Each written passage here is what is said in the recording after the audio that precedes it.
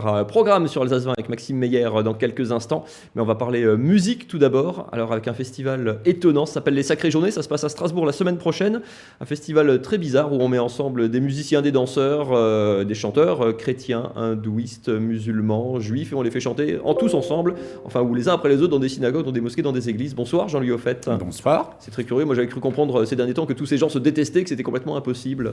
Ah ben vous savez, c'est pas toujours simple, mais c'est l'objectif que nous avons, notre conseil d'administration, qui est d'ailleurs composé, moi j'en suis président, mais qui est composé du vice-président de la communauté israélite de Strasbourg et d'un ancien président du conseil régional du culte musulman. Donc la tête est déjà multiculturelle. Le but du jeu, c'est ça, c'est vraiment le dialogue interreligieux. Alors là, le dialogue, c'est par la musique, mais c'est plus que jamais d'actualité. Le dialogue par la musique et le dialogue dans des lieux de culte. Et c'est ça qui est intéressant et c'est ça qui est original. Alors à la cathédrale, mais aussi à la synagogue, où nous avons un ensemble chrétien et un ensemble musulman, par exemple, cette année. D'autres années, c'était d'autres ensembles.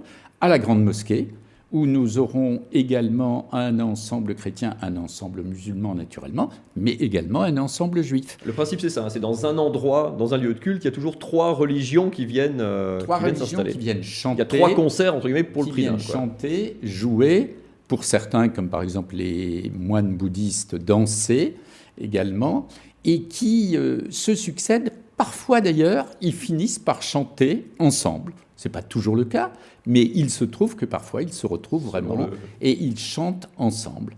Alors, c'est pendant 3 jours, 4 jours plus exactement, jeudi, vendredi, samedi. On va toutes les informations dans quelques instants. Écouter la musique, c'est quand même mieux à écouter aussi.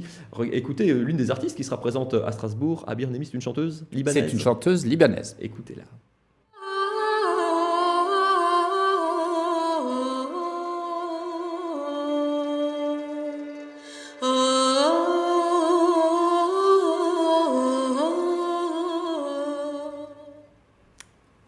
Toutes les informations, la billetterie, le programme complet sur le site du festival sacréjournée.eu.